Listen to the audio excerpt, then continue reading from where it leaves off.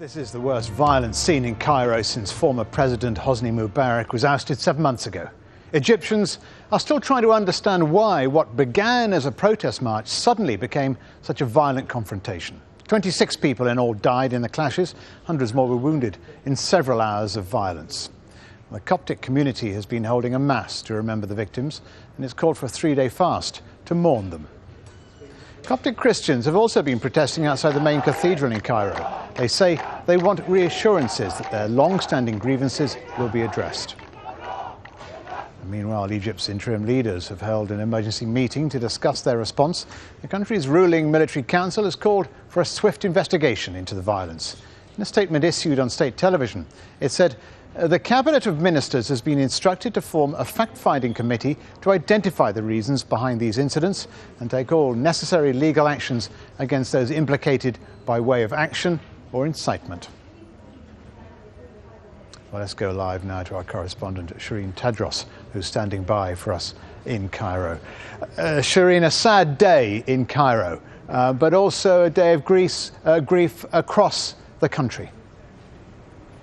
Yes, I think that's true to say. I mean, there's definitely a very somber mood in the capital and across other provinces, other cities in Egypt. But in some ways, it's really galvanized people, rallied people together, Copts and Muslims. It's being seen here as a national tragedy, not just a tragedy for the Coptic Christian community. So that's, if you like, is the silver lining. Meanwhile, just as you were saying there, the military rulers in the country are very keen to show Egyptians that they are taking action against what they're calling the instigators of the violence. So they've arrested 45 people, according to official state news agency, and also have been questioning 25 of those throughout the day to try and find answers as to what exactly happened on Sunday night. This is a huge gripe that the Coptic community have with the authorities here. They feel that the military don't protect them and don't do enough to either find or punish anyone who attacks them. So this is going to be very important for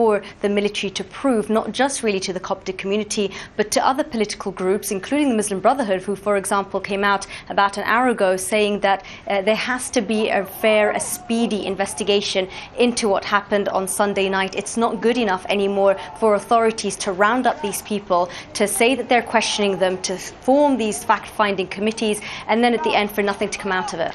So what do you think, Sherine, about sort of the reaction, the swift response by the council? Because they can see this as a potential flashpoint again. And why did it suddenly turn from a protest march into such a violent confrontation? In other words, what I'm asking is, whether the Coptic march some kind of catalyst for wider grievances?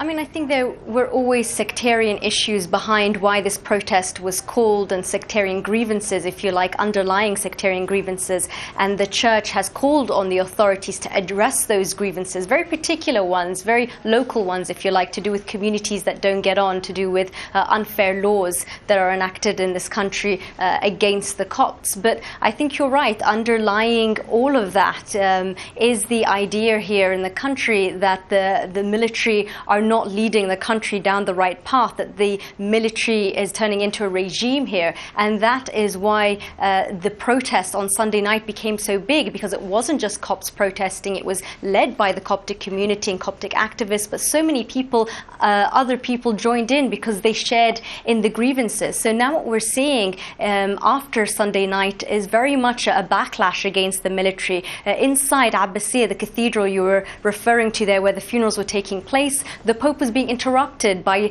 people chanting and shouting against Field Marshal Tantawi, the head of the Supreme Council of the Armed Forces. So certainly there's a lot of anger and frustration against the military. They will have to address that, because the question of Egypt's transition and how long the military can hold on to power here and lead that transition in a peaceful way is being questioned by the population at large. Some big questions still need to be answered. You're right. Sherine Tadros in Cairo, thank you.